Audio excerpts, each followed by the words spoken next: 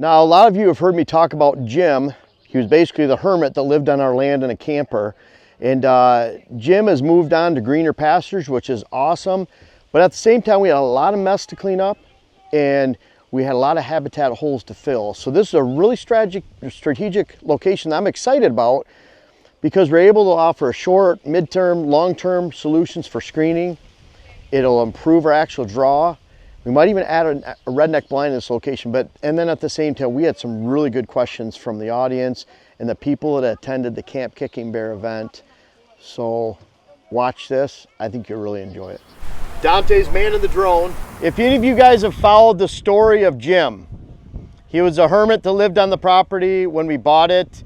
As a favor to the previous owner, we said we'd let him live here a year. We had a camper right here, and then we let it go another year, and he ended up being here for basically about 2.5 years more.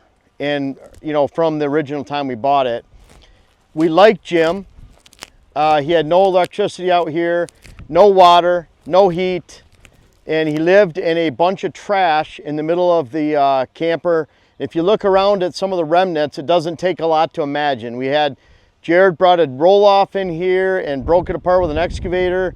There's tires we had to set aside, different things we couldn't dispose of, and then we got rid of everything else. There's another junk pile right over there, which is why there's another patch of red cedar in that location too. Jim went on to, he found an apartment, so that's what we wanted to wait for him. We told him we don't want you to live on the street. So he ended up getting Social Security. He never had Social Security, never had a Social Security check, didn't have a Social Security card. And so through all of that, he ended up getting money per month, and he lives in an apartment that's subsidized. But bottom line is, I think he likes where he's at now. And so we had a major mess to clean up. I wanted to do it in stages where we kind of had short, medium, long range. We'd already made the food plot down here. We turned it into a cornfield that used to be just like this brush here. We ground it all out, killed it, and we actually planted it in corn that year. But where you're standing, this is all planted switchgrass along this line. We've been working on it this year. We just started it this year, and then we wanted to fill this in area, but this is all gray dogwood and briars. We like this. The pheasants go back and forth. So we wanted to offer something a little bit different that had more canopy on it for pheasant. Red cedars grow everywhere. So we put them in here, and we actually have some that are suffering a little bit. And I wonder if it's because we've had so much rain.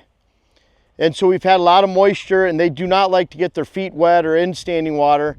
But overall, they're doing pretty well. But we have that's the midterm screening out here.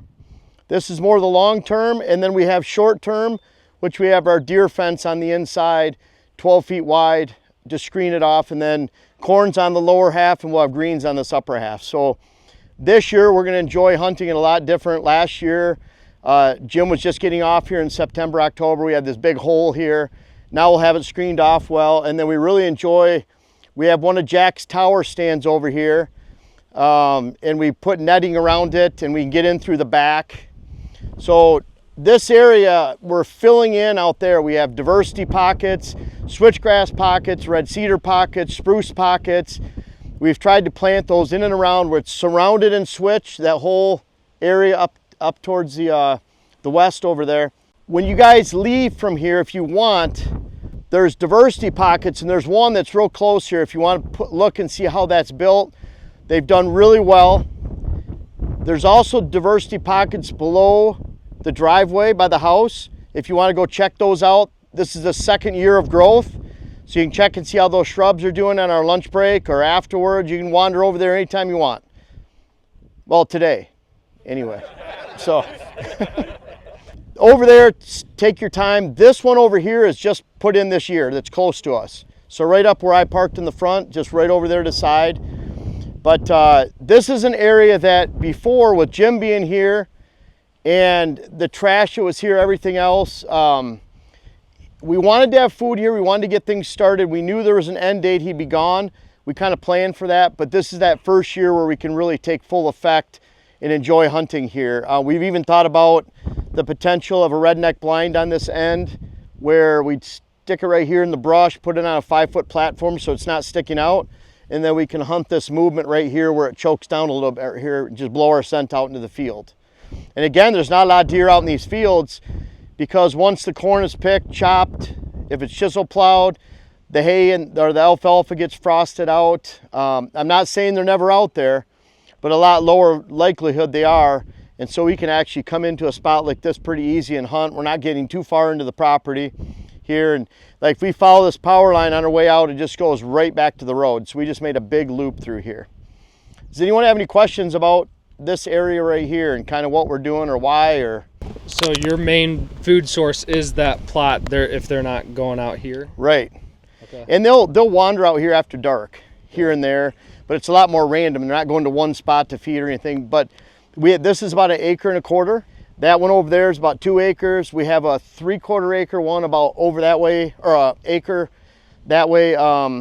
It's about, say, 1/4 mile. And then we have a smaller hunting plot. So you look at like that plot, this one, and those two over there support everything that's going on down into the bottom over here. So it probably supports about, say, 30 acres, 40 acres. And then on the other side of that, we're gonna come in this afternoon, and that's a big food plot, and that supports about 40 over there and down below. And so it's almost like we have this system of hunting here, and morning stand, evening stands. For example, we'll use the inner road over here to get in the morning instead of right on the field edge. And then when we get out of a morning stand, we'll go and take the outside loop. So we're next to the ag during the daylight and on the inside roads during the dark. So there's different ways we can get in and out, but each one kind of represents and supports a decent size area. And that's kind of like that food plot over there supports where we were at just a little bit ago. So this kind of all works. And then you skip over the field and that whole side's supported similarly and with a similar percentage of food. And then that corner we went around with all the switchgrass, that's where it starts to get closer to property borders. So we don't want food over there. It's the opposite of what it was when we bought it. The food was over there, and because of that food, it was about 2 acres, 1.5 acres, it put deer on the neighbors' surrounding properties there. So we don't own the neighbor's surrounding property, in that area. It's not that far back in the woods, so we wanted to limit the food back there, get it out here, and that's more in the core of our property. We own down in the hollow over here and then this way. So is that the 50-50 mix, or is that mostly grain? We have, this one's big enough where we do the 50-50 corn. And then over there, the logging plot we call it, it's about 1 acre, about similar size. That's 50-50 corn. That blade plot we went by is 50-50 corn. And then it's 50-50 corn where we're gonna go this afternoon. And then we passed a big plot over here. That was 50-50 corn. There's one past the house, it's 50-50 corn. So we have those fairly evenly distributed. And then our little hunting plots are clover.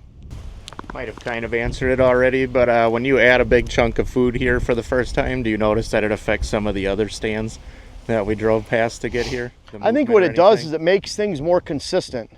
So you add this food here, and when you don't have the food here, they're either going to the blade plot or all the way over there. So this whole area is not used. And now that it's supported, then it seems like we hold more mature bucks in this core area because now this 15 acres, 12 acres is adequately supported by food. And because it's a peninsula, then there's really not a reason for deer to live right over here because it's field on the other side of those trees, on the other side of this hollow.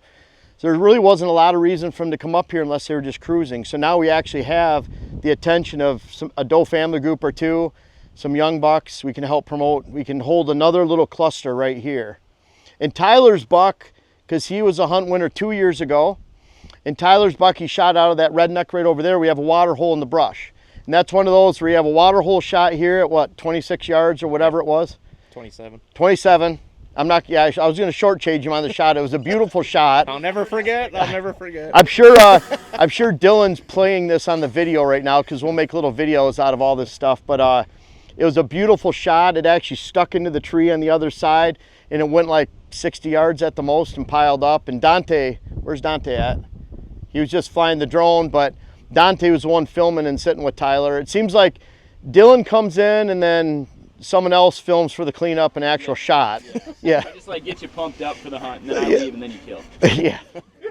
But yeah, that was a really cool spot. You guys wouldn't even know there's a water hole in there, but it's one of those, we try to take a redneck like that with the investment of time and effort, even just to install, where you're shooting the short shot at the water hole. We have trees growing up around that. It's easy to access, but then you can shoot long range with a gun. And that's actually where Jen shot her buck last year with a muzzleloader with Jackson screaming and crying on the inside. So, Jeff, is it safe to say that most of your food plots are on the perimeter of your property, or do you have stuff in the middle? Yeah, they are. We have a, we call a bottom plot right down here. It's a 1/4 acre clover plot. Mm-hmm. It's a pass through. It's interesting. We don't see deer usually there until about 1 hour to 2 hours after dark or after daylight. So they're coming in from all these food sources up here, and then they slowly work their way down. Some of our biggest bucks have been down there during daylight.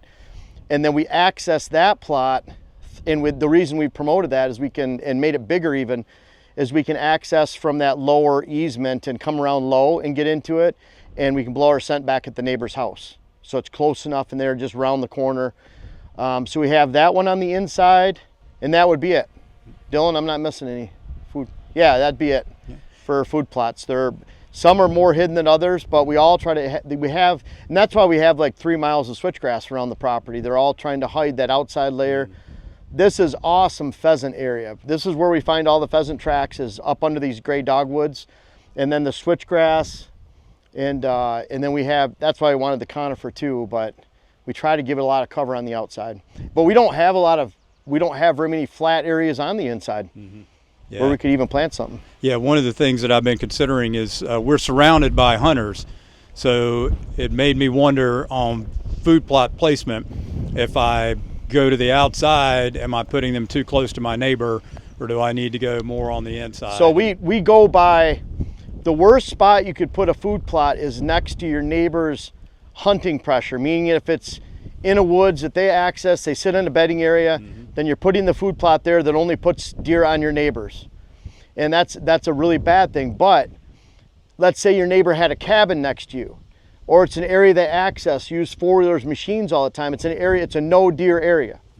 So then you come in on your property 30, 40, 50 yards where you feel there's a safe border, where you can actually walk through, blow your scent into your neighbor's commotion, whether it's non-deer, and then you turn and look at it. So you're not that far off your neighbor, so it depends on what kind of pressure it is.